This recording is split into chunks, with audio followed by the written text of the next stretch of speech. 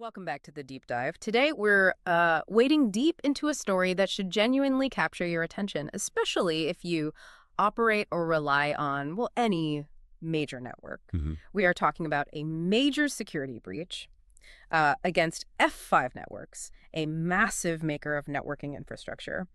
And this intrusion was so sophisticated, apparently, that the federal government actually called it an unacceptable risk. Yeah. And that scale you mentioned, that's really the crucial starting point here. Yeah. This breach wasn't just, hitting one target or sealing typical user data. Right. The target was the infrastructure itself, specifically F5's BIG-IP appliances.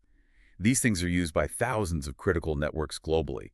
We're talking the U.S. government, military orgs, and get this, 48 of the top 50 global corporations. It's a huge systemic risk. Absolutely huge. So our mission today really is to pull apart the sources we have, try to understand the nature of this threat, which, by the way, has been pegged to a highly resourced nation-state actor. Right, a state actor. Yeah. We want to know what exactly was stolen and why security agencies around the world suddenly jumped to warning about an imminent threat. Mhm. And here's the detail that, for me, really sets the stage for how high the stakes are. The sources indicate this. This government-backed unit, they didn't just smash and grab. They apparently dwelled inside the F5 network, surreptitiously, over a long term. Yeah, and long term. Some researchers think that could mean years of hidden access. Years, wow. That kind of operational patience, it really confirms this was likely a long-game intelligence effort, Yeah. Dedicated to deep reconnaissance, strategic theft, not your typical financial heist at all. Okay, let's unpack this then. Let's start with the target itself. F5 and its critical product, BIG-IP. Why is this specific appliance so strategic? Why does its compromise warrant a global emergency warning? Well, the strategic value of Big IP, it comes down entirely to its position, its physical and logical position within the network topology. These server appliances, they're deliberately put right at the very edge of corporate networks. Think of it like the single most critical choke point for data going in and out. The gatekeeper, basically. Exactly. Customers rely on them for really essential functions. They act as sophisticated load balancers, making sure traffic gets routed efficiently. They function as the network's high-end firewalls. And critically, they're often responsible for inspecting and encrypting almost all the data passing in and out of that corporate perimeter. So if you manage to compromise the BIG-IP device itself, you're not just sort of inside the network, you're sitting on the actual device that governs the traffic flow, inspects encrypted data, and I guess could be used to get deeper into the network too. Precisely. Because it has that central role in managing web traffic, previous compromises have shown that an adversary who gets access there, they can pivot much more easily. They can expand their footprint to other critical network parts, Yeah. often staying hidden because, well, they blend in with the normal operation of this essential piece of kit. Right, hiding in plain sight on the gatekeeper device. And the specific part of F5's operations that this long game intelligence actor compromised, that's what really elevates this from just a data breach to something much more systemic, right? Yeah. The sources show the hackers got up control of the system F5 uses to actually create and distribute updates for BIG-IP, the build system. Yeah, that is the most alarming finding. Because if you control the mechanism that builds and certifies the software your customers rely on for security, Hmm? well, you basically hold the keys to carry out a supply chain attack. Meaning? Meaning you have the ability, potentially, to introduce flawed code or even outright malicious code into future security patches. You can turn the security solution into the exploit itself. Wow, okay. That naturally leads us to the question of, well, what else did they walk away with? You mentioned the build system being key. Yeah. Talk about why controlling that fundamentally changes the value of everything else this nation-state unit stole. Okay, so they obtain 4 critical categories of information. Yeah. And together, these grant them what security experts are calling unprecedented knowledge. Unprecedented, okay. First, yes, as we said, operational control of the build system. That's huge. Second, they successfully downloaded the proprietary BIG-IP source code. Ah, the source code. That's the intellectual property, right? The crown jewels of F5. What does having that source code actually let an attacker do beyond just, like, looking for generic bugs? Oh, it's much deeper than that. Yeah. It gives them a complete, intimate understanding of how the software actually works internally. Okay. They don't just know where potential flaws might be. They know how F5 handles memory management, how the internal error logging works, how sanitization processes are implemented. This means they know exactly how to craft a future zero-day attack so that maybe their malicious activity never even gets written to a system log. They can erase their tracks before they even make them. Essentially, yes. Yeah. They know how to evade detection because they've basically read the blueprints of the security mechanism itself. That is a massive intelligence advantage right there, just having the complete map of the territory they intend to invade. But you mentioned four things. It gets even worse with the other two items, doesn't it? It does, unfortunately. Third, they stole documentation of unpatched vulnerabilities. Unpatched ones, you mean ones F5 knew about but hadn't fixed yet? Exactly. Weaknesses privately discovered by F5, documented internally but not yet fixed. These are essentially pre-packaged, potential zero-day exploits just waiting to be weaponized immediately. Oh, wow. In many ways, you can think of these as the immediate fire, while the source code theft is maybe more like the slow-burning structural collapse potential. And fourth, they obtained customer configuration settings. Okay, that last one sounds terrifyingly specific. What kind of risk does having stolen configuration data pose to individual organizations? Well, this data details exactly how some customers use the appliance inside their specific networks. Hmm. This could include sensitive configuration details, maybe hints about other connected network components, perhaps specific credentials stored within those configurations, or even unique security workarounds that particular organization implemented. So they don't just have the generic blueprint, they have specific instructions for, like, the back door at certain high-value targets. That's a good way to put it. They know the general layout and have some specific addresses with notes on how to get in quietly. Right.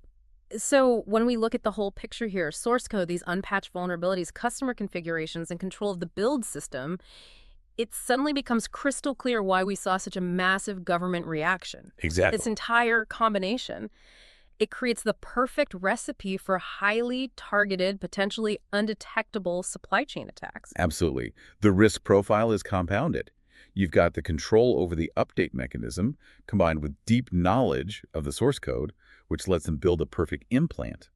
And then the customer configurations help them choose the perfect high-value target for maximum impact. That level of risk. Yeah. Yeah, that explains why those high-level government warnings came out so fast. But the sheer force of the U.S. government response, that's what really tells you how serious this situation became. The U.S. Cybersecurity and Infrastructure Security Agency, CISA, they didn't mince words. They issued a warning of an imminent threat and an unacceptable risk, actually directing federal agencies under its control to take emergency action. And it wasn't just the U.S. feeling that urgency. The U.K.'s National Cybersecurity Center, the NCSC, they issued a near-identical directive. It confirms that because BIG-IP is such a widely used piece of infrastructure, this is absolutely a global concern. Okay, so let's break down the specific risks then, the ones that necessitated that emergency action order. What are the customers, the organizations using BIG-IP, what are they truly facing now, and why the big rush? The rush is really driven by the potential for future exploitation. It's based on the intelligence that's already been stolen. We're essentially dealing with a kind of dual threat here. Okay, dual threat. First, there's the risk of those sophisticated supply chain exploits we talked about, driven by the source code knowledge and that potential control over the update mechanism. That could affect thousands simultaneously if exploited. Right, the mass attack vector. Exactly. And second, there's the risk of hyper-targeted credential abuse.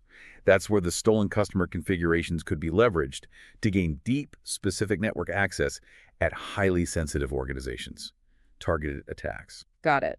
And since this risk isn't just about F5's internal network anymore, but about the security of every single customer using BIG-IP, immediate mandatory mitigation steps were ordered. And these steps are crucial, right? Not just for government agencies, but really for any private company using BIG-IP. Oh, absolutely critical for everyone. The mitigation steps CISA laid out are clear and really require immediate effort. First, they ordered agencies to immediately take inventory of all their BIG-IP devices. Doesn't matter if they run them internally or if an outside provider manages them, you just can't secure what you don't know you have. Makes sense. Find everything first. And step 2 sounds like it addresses the immediate vulnerability. Yes. The next step, which really should be completed immediately if it hasn't been already, is to install the required security updates.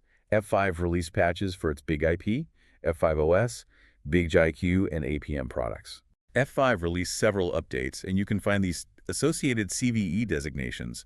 Those are the standard public identifiers for vulnerabilities. It confirms F5 is engaging in standard disclosure and patching. This closes the known, publicly patched vulnerabilities, plugging the immediate holes. Right. And the final step, that seems to speak directly to that long dwell time you mentioned, the fact the actor might have been inside for ages. Exactly. Agencies were also directed to follow a specialized threat hunting guide that F5 issued alongside the patches. Threat hunting. Yeah, this is the really proactive part. It means organizations aren't just patching against future attacks or known vulnerabilities. They need to actively run forensic tools and look for signs of past infiltration. Ah, looking for leftover footprints. Precisely. The guide helps customers look for anomalies, specific files, or other indicators of compromised IOCs that might suggest the nation-state actor already planted some kind of permanent backdoor while they were still inside the network, before the breach was discovered. Okay. Now, we should probably transition to the investigation process itself, because that offers a slight, but I think important bit of, well, maybe relief, at least for now. F5 brought in some big names to handle this, right? Yeah. To establish credibility. They did. They hired two well-respected firms, IOActive and NCC Group, and the investigation also involved consulting with Mandiant and CrowdStrike, all heavy hitters in incident response. Right. The goal of bringing in these external firms was, well, multifaceted. To ensure the cleanup was thorough, obviously, to help establish public trust after something like this, and of course to conduct the necessary forensics. What they were specifically looking for was hard proof that the supply chain had actually been poisoned. Proof that malicious code actually made it into updates. Yes, and the key finding here, which is the good news for the global supply chain so far, is what? Tell us. The investigators have not yet found any evidence that the threat actor successfully modified or introduced any vulnerabilities into the official source code or the build pipeline. So, in essence, that potential global supply chain catastrophe, the nightmare scenario of poisoned updates being pushed out to thousands of customers, that has not been confirmed. It seems like a huge bullet dodged for now. That so far feels like it's doing a lot of heavy lifting in that sentence, though. It absolutely is. The investigation is ongoing, you have to assume. But that finding, as it stands, means the current primary risk is still rooted more in the stolen intelligence, the blueprints, the unpatched vulns, the configs, rather than a confirmed global distribution of malicious code via updates. Okay, that's a critical distinction. It is, and furthermore, investigators also reported finding no evidence that any data from F5's internal critical business systems was accessed. Things like their CRM, financial systems, support case management, health systems, none of that seems to have been touched. The focus of the breach appears strictly technical. Purely intelligence gathering focused on the product and customers. That's what it looks like, focused on getting the technical intelligence needed for future targeted attacks. We should also probably note F5's own actions here. They released those critical updates we mentioned, and crucially, they also rotated the BIG-IP signing certificates just 2 days before the public disclosure. Right, the certificates. Now, that rotation seems like a vital step, right? To break the attacker's potential trust mechanism. But the source material we have states there wasn't immediate confirmation if that move was directly in response to finding the breach itself. Still, it shows they were moving fast to sort of secure the front door once they knew the extent of the problem. Yeah, that certificate rotation is essential. It basically invalidates the trusted digital signature the attacker might have been able to use if they had successfully poisoned the updates. It's like changing the locks on the software delivery mechanism. Right. It's an acknowledgement that the blueprints are out there, the keys might be copied, so they needed to change the locks immediately. Precisely. So, let's try to synthesize this. What does this all mean? The bottom line, especially for anyone listening who runs BIG-IP, it sounds like we dodged the immediate, widespread supply chain missile. For now, yes. But the enemy still has the launch codes. A powerful nation-state actor now holds the source code, specific zero-day knowledge, and those specific customer configuration blueprints for potentially thousands of sensitive networks worldwide. The threat hasn't vanished. It's just shifted, maybe. From immediate infiltration via update to perhaps long-term, perfectly planned future attacks. I think that's exactly right. The risk is now entirely rooted in the potential for future exploitation based on all that stolen knowledge. They have the intelligence they need to create perfect, highly customized, and potentially undetectable attacks against whatever targets they desire, whenever they choose. Which makes those mitigation steps even more critical. Absolutely paramount. Following the government directives, taking that inventory, updating immediately, and actively running those threat hunts remains the most important thing for every single big IP user right now. You have to assume the adversary has the intel and act accordingly. Okay. And this leaves us with, I guess, the ultimate provocative thought here.